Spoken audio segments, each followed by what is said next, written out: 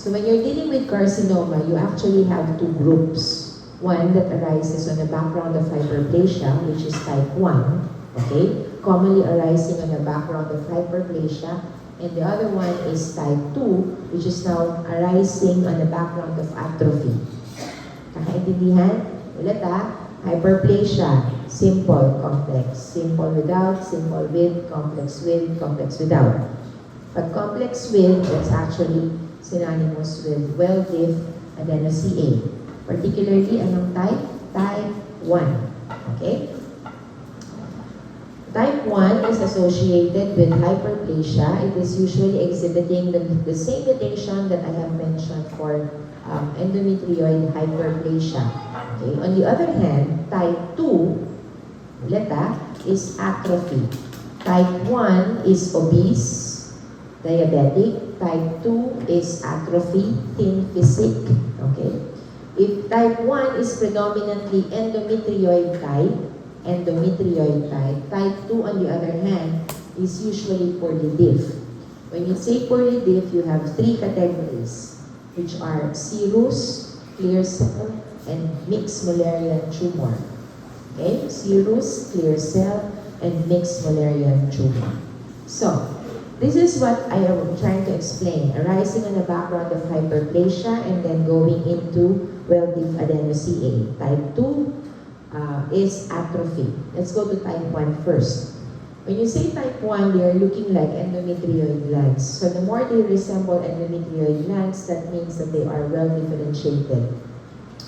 It becomes solid sheets, you don't appreciate the glands anymore, then that is what you call as poorly differentiated. Now, so this is an example of well-differentiated adenocarcinoma endometrioid type. In short, this is type 1 arising on the background of hyperplasia. When you say type 2, it is usually arising on the background of atrophy. So as you can see here, this is atrophic endometrium, usually postmenopausal. And what you have are either of the three, serous, clear cell, or malignant mix. Among the three, the most common is serous carcinoma. So type 2 is commonly serous carcinoma. The marker that you use is P53. So, with this image being shown to you right now, this is an example of a bulky mass occupying the uterine cavity. So endometrial carcinoma are often appearing as bulky mass like this. So as I have mentioned, you have to cut through the uterus and determine also the extent of invasion of the mass going into the myometrium and even into the adjacent structures. So this is an example of invasion in the myometrium. So again, this is an example of malignant glands, adenocarcinoma of the endometrium. This is an example of serous papillary type because as you can see, papillary fronts are evident from the sections. So, after you resect, what will happen is to stage. So this slide shows you the stage and prognostication depending on the extent of tumor involvement. Okay, when you say MMT, mix is what you should be reminded of. When you say mix, you are looking for two patterns. 1, glands. 2, mesenchyme. Okay? Ulit. 1, glands. 2, mesenchyme. So, malignant mesenchymal structures are typified by muscle, cartilage, and bone formation. That's why it is otherwise known as carcinosarcoma. So carcino is actually adeno, sarcoma is this stromal component. That's why the term is malignant mixed Mullerian tumor, otherwise known as carcinosarcoma. This falls under type 2. Okay, type 2. So ulitin ko MMMT, 2 components, carcinosarcoma, epithelial and stromal. Now, when you say tumors of endometrial stroma, you have either adenosarcoma or stromal tumor. Adenosarcoma are usually, ang problem natin dito is benign ang glands, malignant stroma. That's why it is called adenosarcoma. And then you have stromal tumor, which is benign stromal nodule or BSS. Ang malignant counterpart is endometrial stromal sarcoma. Okay, the most common tumor of the myometrium is leiomyoma. You have encountered this already in Patho A. But point of emphasis now that you're in Patho B, look at the variants that I have placed. There are benign tumors classified as leiomyoma that can actually metastasize or be disseminated in the peritoneum. Ano ba ang natutunan natin sa neoplasia? Pag benign, di ba? It does not metastasize, supposed to be. But there is a variant called as such. Now, how do you diagnose leiomyoma? There are 3 types as to location. 1 is submucosal, 2 is intramural, 3 is subserosal. Again, submucosal, intramural, subserosal. When you say submucosal, it encroaches the endometrial cavity like this. Intramural is embedded in the myometrium. And subserosal creates deformity or bulges on the outside surface of the uterus. Kahit saan pa siya, if it's leiomyoma, it's composed of spindle-shaped cells. As you can see here, we have spindle-shaped cells. Now, spindle-shaped cells should have no atypia, no mitosis that is atypical or more than 10 per 10, and no necrosis. Why am I emphasizing that? Again, this is an example of a submucosal leiomyoma, intramural with submucosal component because it pushes the endometrial cavity. And this is again leiomyoma. So, ulitin ko ha, it is a tumor of smooth muscle. There should be no marked atypia. No marked atypia, okay? No necrosis, and the mitosis should be less than 10 per 10 high power field. Ngayon, pag binaliktad mo yan, ano ang kabaliktaran? That's leiomyosarc. Ano ang kabaliktaran? Number 1, there is atypia. Number 2, there is necrosis. Number 3, there is mitosis of more than 10 per 10 high power field. You get it? So, ang code ko doon is MAN. Mitosis, atypia, necrosis. Now, leiomyosarcoma are often bulky and hemorrhagic masses like this. These are examples of mitotic figures that we need to count. So, this is one high power field. And as you can see, in this high power field, there are already 3. 1, 2, and 3. Ilan ang sabi ko kanina? You have to count it in 10. And there should be more than 10 per 10. Okay? This is just one field and you already have 3. Okay? Now, this is an example of a submucosal mass again because it protrudes in the endometrial cavity. Now, let's put it out. Anong meron? Definitely, there is atypia. There is mitosis. Let's try to count. Okay. So that's 1, this is 2, this is 3, and basically we have again 3 on this, that's 4. So 4 mitosis in just one field.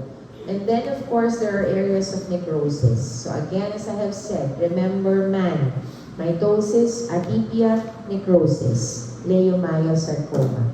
Okay? Mitosis, 1, 2, 3, 4, 5. Okay? So, these are examples of atypical cells again, sometimes forming as fused or giant cells like this. These are tumor giant cells. So let's go to the fallopian tube. I already discussed where I was introducing PID, gonococcus, and of course tumors. So I want to go back to PID. PID, when it involves the fallopian tube, is called salpingitis. When it involves the ovary, you call it oophoritis. When it involves both, you call it salpingo-oophoritis. Commonly, it presents with pelvic pain, discharge, fever may be present. So what do? You actually take the discharge, make a gram stain, and the gram stain will usually give you the most common organism, which is Neisseria gonorrhea, appearing as gram-negative intracellular diplococci. However, take note that there can also be non-gonococcal etiologic agents. Now, this salpingo-oophoritis can eventually develop into abscess. Okay? When you say abscess, it is suppurative inflammation. So that from the fallopian tubes and ovaries, it can go now into your peritoneum, giving rise to what you call as peritonitis, and eventually bacteremia. So what you need to do is actually to control the infection. If you cannot control the infection, then this may lead to bacteremia, and eventually you may even end up with TABSO. So this is an example of TABSO, in which, as you can see, there are adhesions on the external surface of the fallopian tubes and the ovaries. Okay? Now, this is tubal abscess. The tubes are dilated. They have pus inside. So that's classic also for salpingitis with abscess formation. Histologically, what would you expect are neutrophils, abundance of which, as you can see from this image, there's a lot of neutrophilic infiltrates scattered in the stroma. In short, it is suppurative or liquefaction necrosis. Okay, let's go to the ovaries. When you're dealing with the ovaries, one of the usual thing is a cyst. Okay, cyst which may be single or multiple. When you are looking at the questions on ovaries and its cyst, take note of the size, because the size delineates the nomenclature, whether you call it cystic follicle or you call it follicular cyst. There are also what you call as corpus luteum hemorrhagicum, which I'm going to show you a little later. So these are examples of inclusion cyst. Again, divided into two, okay? Again, divided into two based on size. They can either be called as cystic follicle or follicular cyst. These are examples of paratubal cysts. They are histologically benign. They are usually occurring as a incidental finding on TABSO. So this is an example naman of corpus luteum hemorrhagicum. Characteristically, the luteinized area appears yellow. It is usually composed of luteinized cells with areas of hemorrhage. Now, if you will remember, I have explained to you what is endometriosis. Endometriosis is ectopic glands and stroma outside of the endometrium. Now it is occurring in the ovary. So this is what you call as endometriotic cyst, otherwise known as chocolate cyst. Okay? So what you do is you have to perform oophorectomy, which is removal of the ovaries along with the chocolate cyst. Again, these are luteinized cells and areas of hemorrhage. So this is an example of corpus luteum hemorrhagicum. Again, the size differentiates cystic follicles versus follicular cyst. So, both cystic follicles and follicular cysts are lined by granulosa cells. One of the things that you will encounter in the clinical practice is PCOS, which means there are multiple cysts in the ovaries and they appear like this. Okay? When you're looking at PCOS, check for other findings. Like what? Like obesity, hirsutism, and anovulation, which may present with abnormal uterine bleeding. If you have PCOS, plus those components that I have mentioned, you are looking at a patient with Steyn-Leventhal syndrome. Okay? Steyn-Leventhal syndrome is commonly implicated with PCOS. Now, there is a disease called stromal hypertrichosis. From the term itself, it is the stroma that is proliferating, so it is characteristically hypercellular.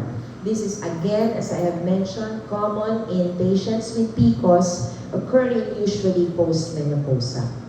So, how do you work up?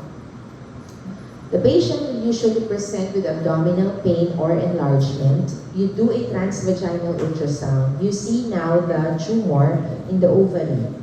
You have to classify whether the tumor is either surface epithelial group, sex cord stromal group, or germ cell tumor. Okay, again, classify whether it is surface epithelial, sex cord, germ cell. The first group that I will discuss is focusing on surface epithelial tumor. Point of emphasis, This group is differentiated by the lining epithelium. Number 1 is serous. It is supposed to be columnar ciliated.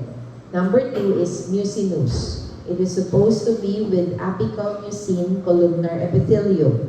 Endometrioid is the same as the normal endometrial glands. Clear cell, from the term itself, will exhibit cytoplasm that is abundant and empty looking.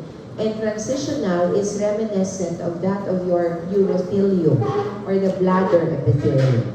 So, let's try to take a look at it one by one. When you say serous, as I have said, for surface epithelial, you take a look at the description of the lining epithelium. So, serous is supposed to be columnar with ciliated or non-ciliated cells. In all of the surface epithelial tumor, it is categorized into 3. Okay? 1 is cystadenoma, 2 is atypically proliferating, and 3 is carcinoma. Let us differentiate one from the other. Again, first is check the lining epithelium description. Number 2, if it is single layer lining, that is an cystadenoma. Okay? If you see multi-layering, branching, and tufting, more likely that is atypically proliferating or borderline category, meaning of low malignant potential. If you see the characteristic of multi-layering, branching, and tufting with stromal invasion, that is carcinoma. Okay? Clear? Ulit cystadenoma, atypically proliferating, and the last is adenocarcinoma. Now, if it is serous, usually it is associated with BRCA1 and BRCA2. This is usually the markers that we have to look for also when doing the workup. So it is classically huge, smooth external surface like this. And you see that there is no solid area for cystadenoma. Again, no solid area, multiloculated with serous fluid, usually connotes benignancy or benign. So that's a cystadenoma. If in the description you see solid areas like this or papillary excrescences like this or like that, that moves the category up. Ano yung sunod na category? That's atypically proliferating or borderline versus carcinoma. What differentiates again borderline from carcinoma? Stromal invasion. Again, when stromal invasion is present, that's malignant. Ulitin ko So, if it is benign, you have a single layer lining, cystadenoma. If you see glandular tufting, complex pattern, think of borderline or atypically proliferating. Lahat ganyan mapaserous, mucinous, endometrioid, or Brenner's. Okay? Ano ang kailangan mong idagdag pag malignan? Again, stromal invasion. If you see stromal invasion along with features of borderline, that means that's adenocarcinoma. Okay, so this is an example of borderline or atypically proliferating. As you can see, this is an example of malignant because you already have stromal invasion. For serous, Samoma bodies are common finding. Samoma bodies are concentric calcifications like this. It is commonly seen in serous carcinoma. Okay, let's go to mucinous. So again, for mucinous, paano mo ulit i-differentiate? Number 1, check the lining epithelium. As I have said, they are supposed to be columnar with apical mucin. Okay? So ano itsura? Dapat ganito. Columnar with apical mucin, single layer lining is benign, which is called as mucinous cystadenoma. If you see glandular tufting, crowding, same lining epithelium, apical mucin, that makes it borderline. If you see that there's stromal invasion, same description, apical mucin, but with atypia, then that's malignant, cystadenoma. Point of emphasis for mucinous. They have what you call a pseudomyxoma peritoneae. Look at this actual patient. There is a gelatinous material that seems to wrap the peritoneal cavity. That is what we call as pseudomyxoma peritoneae. When you see this, you think of two organs. It is either the ovary or the appendix. It is usually mucinous tumor. So this is an example of here of a borderline category because as you can see, there is atypia, but there is no stromal invasion, but there is multi-layering of the lining epithelium. Okay, let's go to the next, which is endometrioid. So from the term itself, as I have said, it resembles the glands of the endometrium.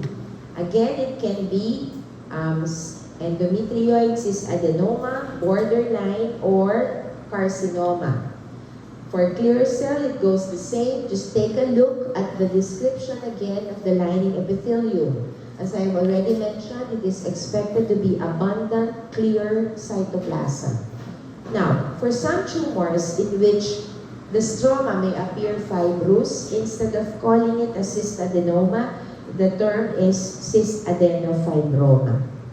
For transitional, as I have said, it is urothelium, resembling that of the urinary bladder. Again, this is how it looks like. So, Brenner's tumor, transitional epithelium, resembling urinary bladder. So, first group is again surface epithelium. Points to remember, know the lining epithelium. Okay? Number 2, know that there are 3 categories. Again, cystadenoma, borderline, or atypically proliferating, and the last would be your malignant. Now, in your blood, you can actually do a tumor marker for ovarian, and that is CA125. When you say germ cell, I'm now on the second group. It is divided into the following. The first is what you call as teratoma, which has 3 divisions. 1 is mature, 2 is immature, and 3 is monodermal. What is the difference? From the term itself, mature is supposed to be you can recognize the structures. It is derived from 3 germ layers. It looks like normal squamous epithelium. It has skin adnexal structures. When you say monodermal, it is called mono because there is only one component predominating. Like for example, in struma ovary, wherein the predominant component are thyroid follicles. When you say immature, you cannot recognize them because they look like embryonal tissues. Embryonal tissues, and the predominant component is usually neural epithelium. So let's take a look at actual patients. Teratoma classically is cystic. The cyst is filled with hair strands and sebum-like material, which is often yellowish. It is somewhat sticky when you try to hold it. Now, this is an example of a fresh state of teratoma. So what you do is you actually take sections again and try to classify whether it is mature, monodermal, or immature. Okay. This is an example of an ovary with a lot of problems. You actually have fibroma there, a subserosal myoma, an intramural myoma, a submucosal myoma, and teratoma. This is just in one patient. So this woman is quite unfortunate for having all of these tumors present. So as I have mentioned, when you say mature, you can recognize the structure easily as cartilage, fibrous tissue, hair follicles, cystic lining epithelium. It is derived from 3 germ layers, so you can see any structure because it is derived from 3 germ layers. When you say struma ovary, predominantly one component is predominating. Like here, you see a lot of thyroid follicles. So this is an example of struma ovary. And then again, you cannot see what it is really, what is the structure. Or you can, like this is a cartilage, but it appears more cellular, telling you that it is more of the embryonal. And then you see a lot of this neuroepithelium. So that tells you that this tumor is immature. Okay, so ulit teratoma is divided into three: mature, monodermal, and immature.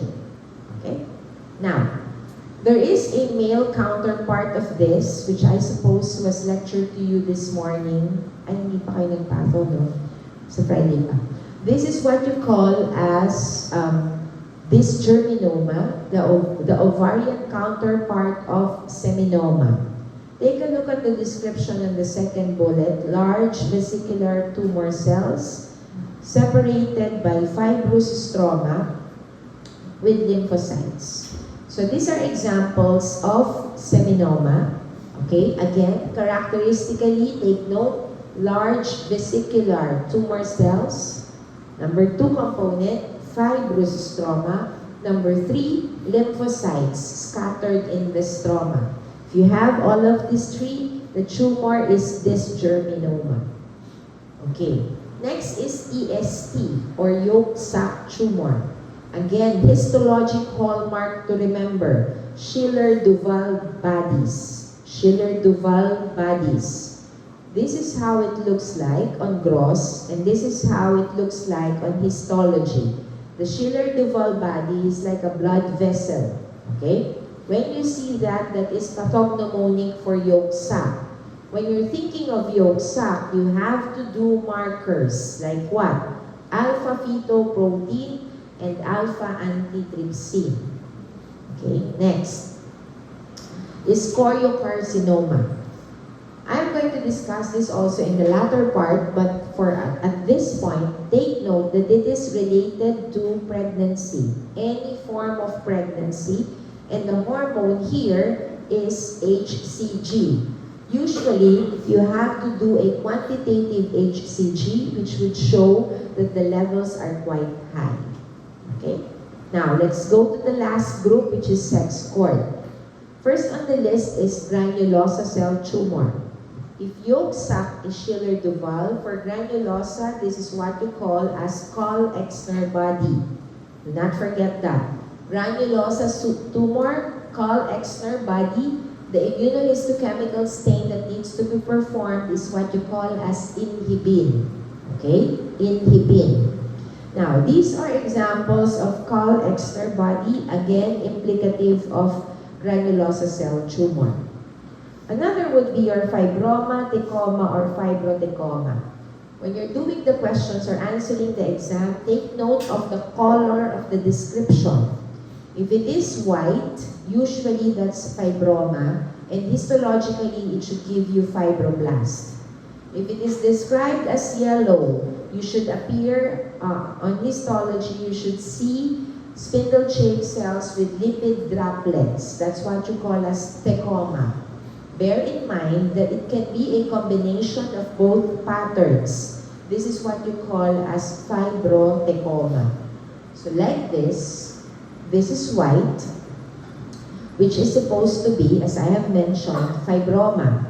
But when you take a look at the histology, you also see lipid-laden. So this is an example of fibrotecoma, or combination of both patterns. Next tumor is called Sertoli-Leydig.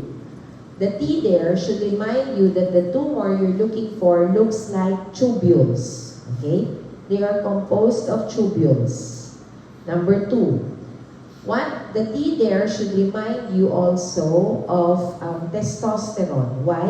Because this group presents with masculinization or defeminization.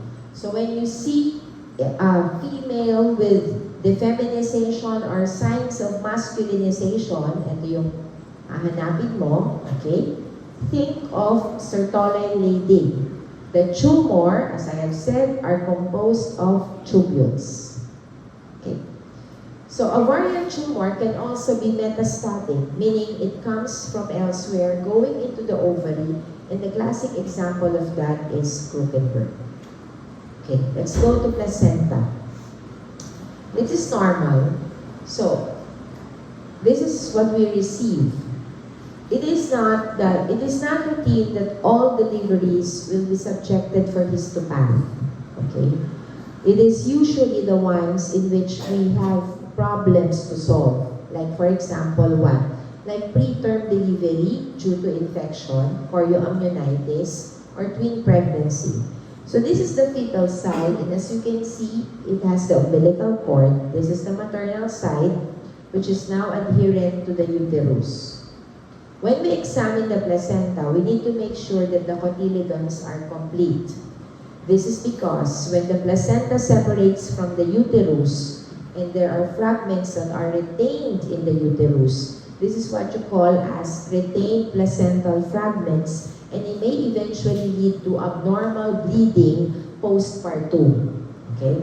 So, what do you do then? Usually, what happens is the mom comes out of the hospital after 2 weeks, bleeds again. So what we need to do is curettage. Okay? We need to curette the retained placental fragments so that in our report, it should be that the cotyledons are complete. If it is not, then we will tell the OB that more likely there are retained placental fragments. To diagnose pregnancy, you look for 2 things. 1 is chorionic villi, 2 is trophoblast. Again, so it's chorionic villi and or trophoblast. Okay? Chorionic villi and trophoblast, or chorionic villi or trophoblast. Now, you cannot diagnose pregnancy if you do not see chorionic villi and or trophoblast. Along with that, you may see decidual tissues. These are examples of decidual tissues, and beside which are endometrial glands with Arya-Stella reaction. Decidual tissues and Arya-Stella reaction, as I have mentioned in my introduction of endometrium, are compatible with gestational endometrium, meaning pregnancy. Again, compatible. But to diagnose pregnancy, ano ulit ang hanapin mo? 2 things, chorionic villi and or trophoblast. Okay? So, this is an example of an immature chorionic villi and trophoblast. Now, how do we know if it's immature? 1, the sizes, they are bigger. They are of different size and shape. Number 2 is the vascularization. You do not see blood vessels a lot inside the villi. Now, this is normal, immature. This is abnormal trophoblastic proliferation. So when we see abnormal trophoblastic proliferation, that leads us to put into consideration that this may be a gestational trophoblastic disease. Okay? Like for example, molar pregnancy. Now, when you see naman that the chorionic villi are with blood vessels like this, almost of the same sizes, that tells you that it is now mature placenta or term. Okay? Ulit immature versus term placenta. Term placenta is with vessels like this. They are well vascularized. They are well vascularized. They are more of the same sizes and shape. Okay, this is not normal. Do you agree? Because what are we seeing? We're seeing 2 vessels. Umbilical cord is characteristically 2 arteries and 1 vein. So the umbilical cord I'm showing you right now is an example of an abnormal. This is an example of a bivessel umbilical cord. So, what specimens do we receive? Usually, it is a curettage, like for example, for patients with abortion, or an ectopic pregnancy, the most common site of which is the fallopian tube. As you all know, it should implant in the endometrium, but should it implant elsewhere, you call it ectopic. The most common is the fallopian tube. The problem with fallopian tube is it will not allow the growth of the baby, so that eventually you will have to do what you call as salpingectomy. When you say salpingectomy, you remove the entire fallopian tube along with the abortus, okay? And basically, this treats the patient. You must understand that when it ruptures, like in this specimen, as you can see, there is discontinuity in the wall of the fallopian tube. It releases the contents into the peritoneum. So it elicits what you call as peritonitis. That's the first problem. But the second problem is hypovolemia. So the mom may undergo hypovolemic shock, which can eventually lead to the death of the mom. So what is the treatment? The treatment is, as I have mentioned, you do salpingectomy or termination of the pregnancy. You remove the portion of the fallopian tube where the embryo implanted. So this is actually the baby, the white one that you see right at the center is the baby. How do we diagnose it? We cut through the fallopian tube like this, cross-section, and then we put it on the slide. So when you put it on the slide, you actually see the lumen of the fallopian tube with plica, and you see the chorionic villi and trophoblast, which then confirms the pregnancy. Hence, the diagnosis of ectopic pregnancy can then be given. So again, this is chorionic villi and trophoblast. The other thing is, when it is twin, they usually submit it to us. The OB would want to know if it is dichorionic, di-di, or mono-di, or mono-mono. What is meant by that is best illustrated here. So this is what we assess. We try to assess the chorion and the amnion. Now, these are actual examples of placenta of twin pregnancy. So when you assess it, the usual cause is twin pregnancy may lead to preterm delivery, but usually the trigger of preterm delivery is infection. So we take sections of the chorion and the amnion. Now, to diagnose infection, we need to see inflammatory infiltrates. The term is what you call as chorioamnionitis. Okay? So ulit one, you determine whether it is diamnionic, dichorionic, mono, di, or mono-mono. Number two, you establish the presence of infection if the cause is preterm delivery. For example, as you can see here, you have neutrophils scattered. So this is an example of chorioamnionitis causing the preterm delivery. When you say abruptio placenta, it means that it prematurely separates. Hindi pa nakakalabas ang baby. So usually, this ends up with emergency cesarean section. When you say placenta previa, the placenta should be implanted in the fundus, but it is now in the lower uterine segment or at the cervix. So, pag nanganak ang pasyente, ano ba dapat? Una dapat ang baby, susunod ang placenta. But if the placenta is implanted in the lower uterine cervix, that does not happen. So what do? You do what you call a CS hysterectomy. What is meant by that? You remove the entire uterus together with the baby born via cesarean section. There is also a disease called accreta, increta, and percreta. Okay? Take note that these diseases are caused by partial or absence or complete absence of decidua. I already told you a while ago that the decidua should be present. It somewhat protects the uterus from myometrial invasion of your chorionic villi.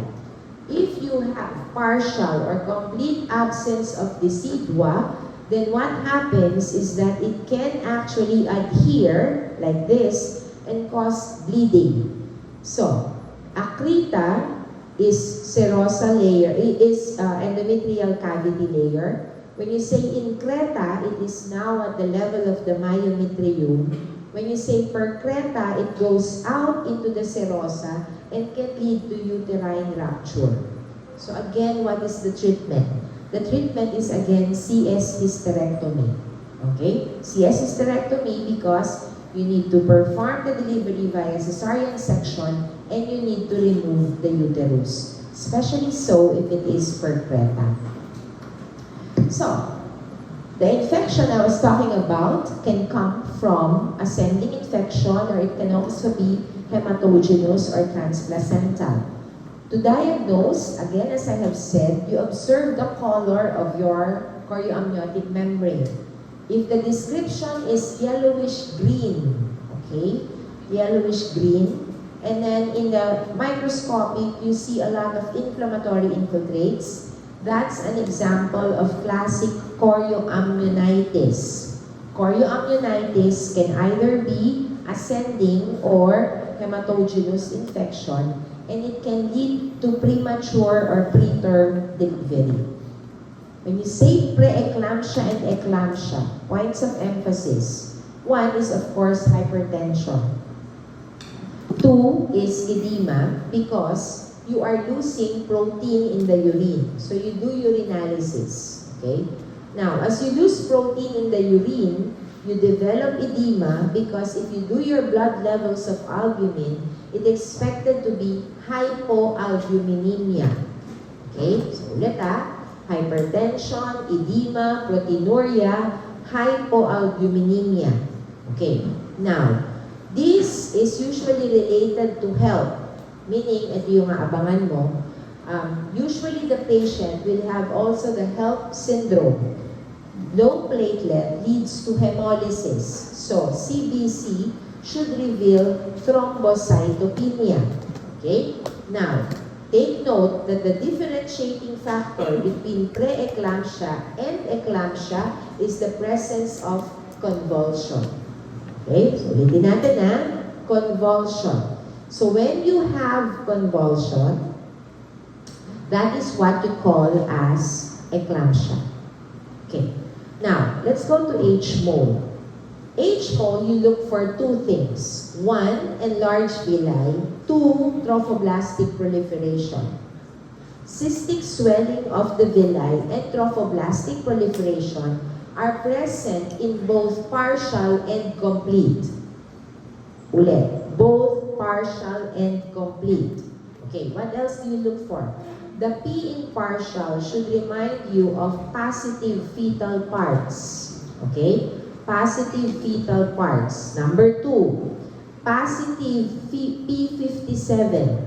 Positive P57 because in P57, if it's negative, that tells you that that is again complete. The T in partial should remind you also of triploid.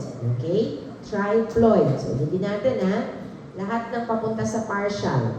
You should have positive fetal parts, positive P57, and triploid on karyotype. Ano ang similar for both? Ulit. Cystic swelling, trophoblastic proliferation, and high HCG level. You need to differentiate because either of the two can lead to what you call as invasive mole or choriocarcinoma. So this is the karyotype. Again, partial is expected to be triploid. Okay? Now, they look like vesicles on gross. The one that you saw, or you will see on your lab is actually vesicular lesions. That's the entire uterus. So the gross is classically vesicles. You look for two things. I'll repeat again. Swelling of the chorionic villi. Number two is trophoblastic proliferation. These are vesicles. Ideally, what the OB does is what you call as suction curettage. Okay? So you employ a vacuum, suck it out, and then submit the tissues to us. However, what you have in this laboratory is an example of hysterectomy specimen, which actually takes out also the uterus that is thinned out. So again, you look for enlarged villi and trophoblastic proliferation. This specimen is an example of what we have here in the lab. Ang kaibahan lang, this specimen is tapso. It also removes the fallopian tube and the ovaries. Yung nandito, talang or TAH, hysterectomy lang siya. As you can see, the uterus is expected to be thinned out like this, and inside you see vesicles. Okay? Now, you take sections of that, you look for two things again, chorionic villi and trophoblast. Take note, if it is positive for P57, that tells you that more likely that's partial. If it is not positive, then that tells you that it's complete pregnancy, complete mold. Now, the other one is invasive mold. H mold can actually be either going into invasive or choriocarcinoma. From the term itself, when you say invasive, it penetrates the myometrium. Okay? It penetrates the myometrium. The problem is usually treated by using additional agents like chemotherapy. So as it invades the myometrium, you think of two things. One, is it invasive mold? This is an example of an invasive mold in which the villi is extending into the uterine wall. The second is choriocarcinoma. As I have mentioned, chorio arises on the background of pregnancy. So, lahat ng classic pregnancy, molar pregnancy, normal pregnancy, abortion, can eventually lead to choriocarcinoma. The percentage of going into chorion depends on the type of pregnancy. Okay? So, the usual appearance is that your choreo is classically appearing as a mass with large areas of hemorrhage and necrosis like this. They are characteristically composed, thank you, of trophoblasts. The trophoblasts, okay, are of two types, cyto and syncytio. Again, cyto and syncytio. There is no chorionic villi. Now, ulitin ko ha, so you have invasive mold or choriocarcinoma. The problem with chorio, putting it back here, is that they are usually aggressive. They are metastatic at the time of discovery.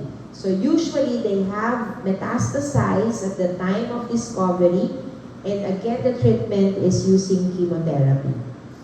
So, there is another one, PSTT, placental site trophoblastic tumor. How do you differentiate? The type of trophoblast involved here is intermediate. Kanina, ano siya? Cyto and syncytio. For PSTT, it is intermediate trophoblast. So just like choreo, they are malignant trophoblastic proliferation. It invades your endomyometrium and the HCG is expected to be elevated. These are examples of intermediate trophoblast. Again, by intermediate, this is the type called placental site trophoblastic tumor. Pagka syncytio and cyto, again, that's choriocarcinoma. Okay? So, I think that's my last slide. The end. Any questions? Wala? Then you can study pharma. So, I'm sorry for squeezing in, but nagka-meeting ako ng Friday, so hindi tayo magkatagpo. So, I think the best is pakainin ko kayo dito, although kayo ang bumili. Okay? And then, tapusin na natin itong female genital. And then, wala na tayo sa Friday, you only expect Dr. De Matera. Okay? Oras na ba? Sakto ha, 10 to 1. Okay? So you can go to pharma, you are free. Thank you very much. Actually, the